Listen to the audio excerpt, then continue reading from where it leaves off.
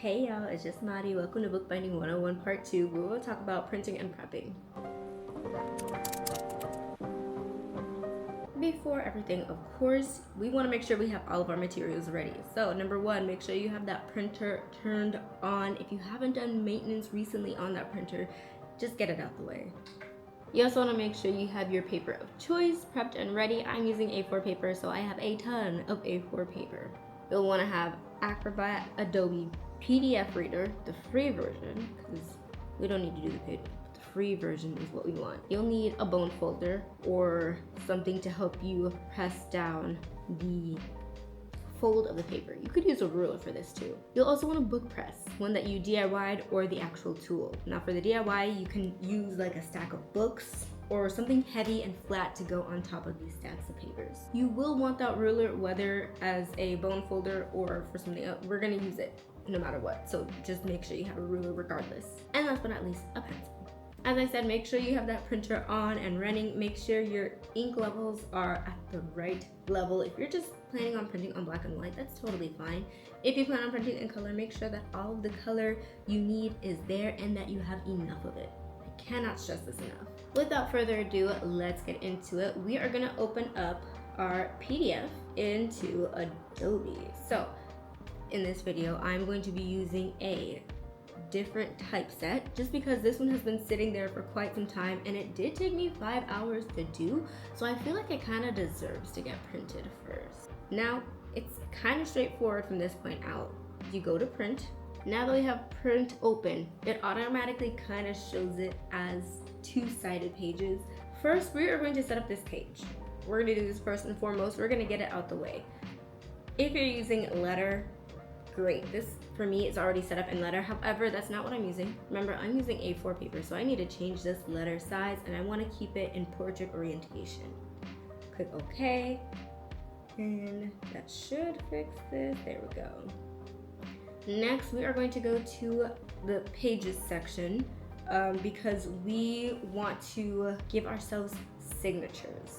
Now, a book signature is when we have a stack of papers put together, unfolded in half to create a miniature booklet, which we will later then sew into forming part of a text block, but that will be in the next part. This can be of 4, 8, 16, 24, 32, 64.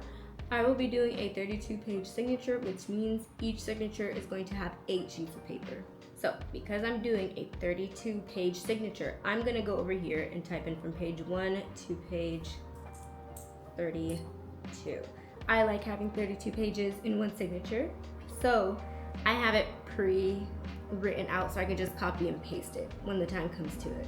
After we set our signature pages, we're gonna come over here to booklet, click it just to make sure. You see how it kind of changed that one right there? Yeah, that's why we want to change this to booklet.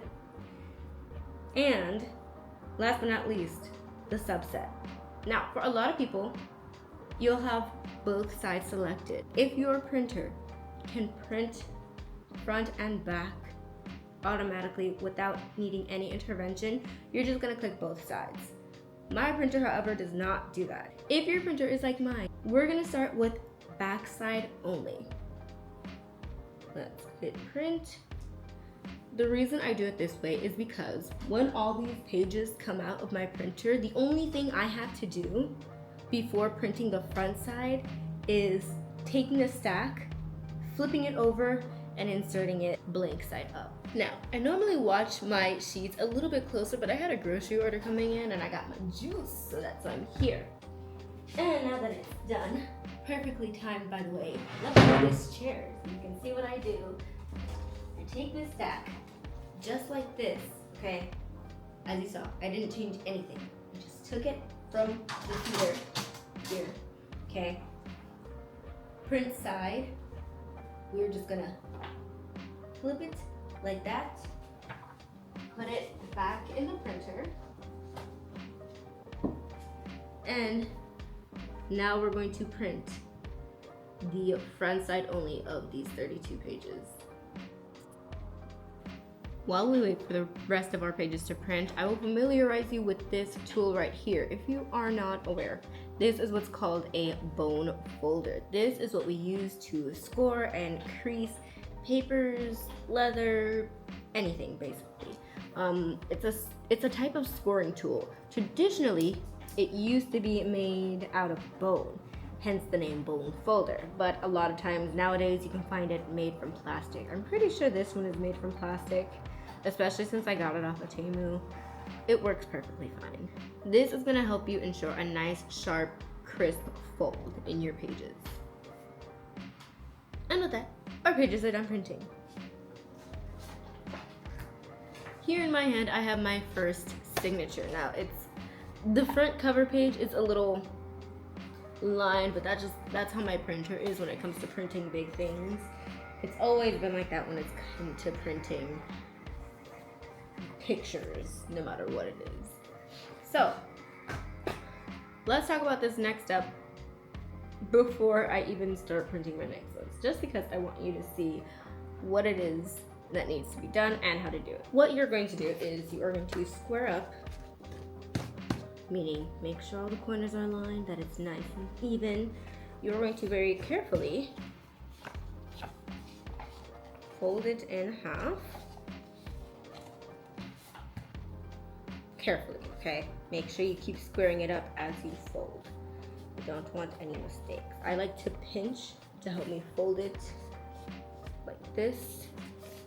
And then I'm gonna take this bone folder and you're just gonna.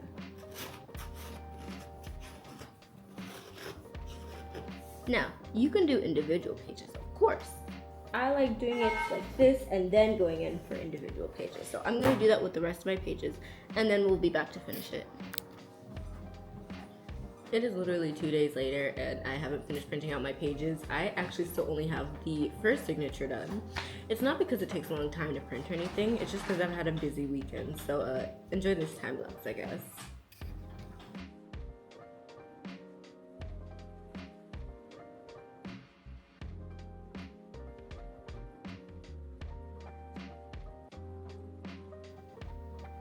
This is day 3 of printing because we had people over and I never got back to it over the weekend, so day 3.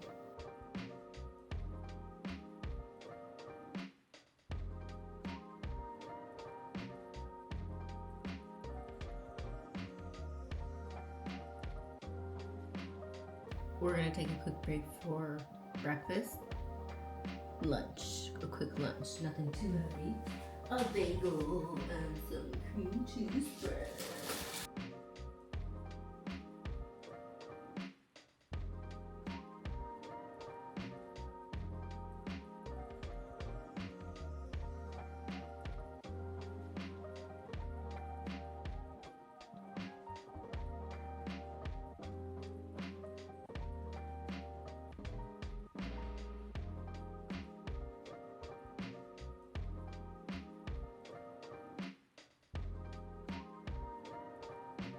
Here's a quick voiceover of what's happening in this clip. I'm just taking all of my creased, folded signatures, stack them all together, and putting them inside my book press. I have the tool for the book press, so I just unscrew or loosen the bolts to just enough to fit my signature stack in there, and then just re-tightening it to make it nice and tight. I like my pages to be really like smushed down, so I like to make it just a little tight.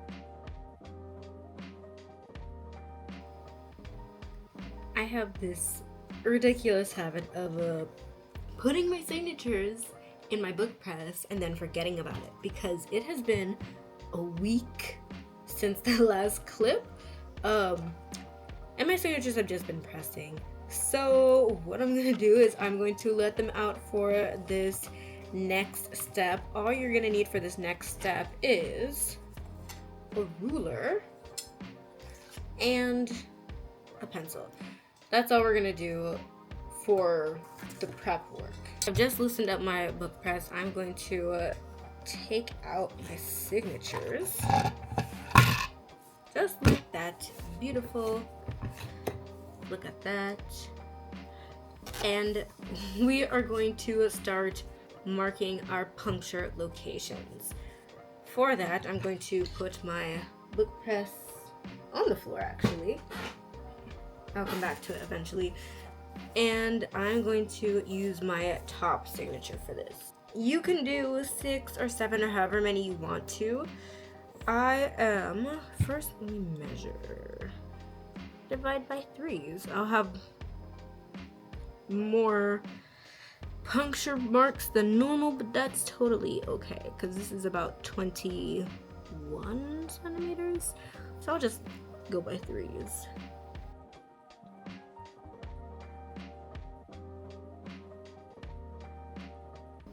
That gives me 6 puncture marks.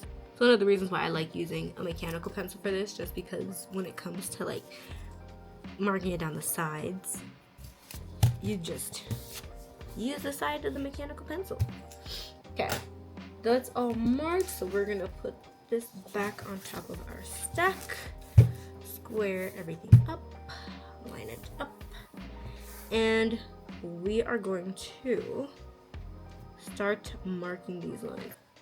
We're gonna take this top signature and we're gonna put it with the rest of our signatures, line it up, and you can do this by placing heavy objects on top, but I am going to use my book press for this, leaving the spine exposed just because it's a little bit easier that way.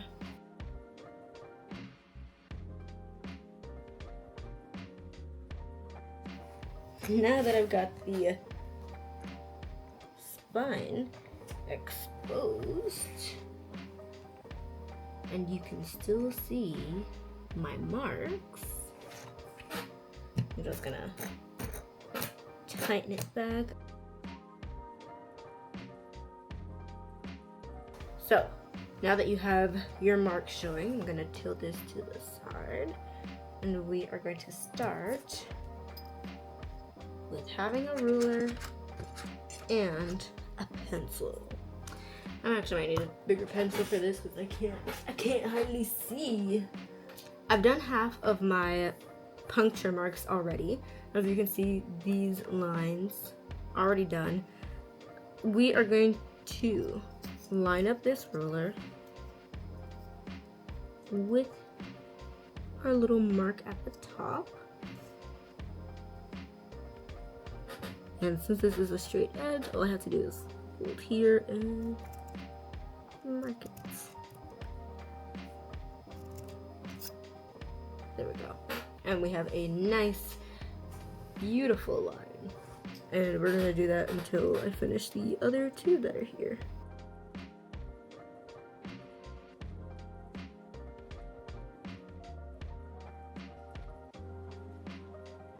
This is where we are going to end part 2 because this is the end of the prep work.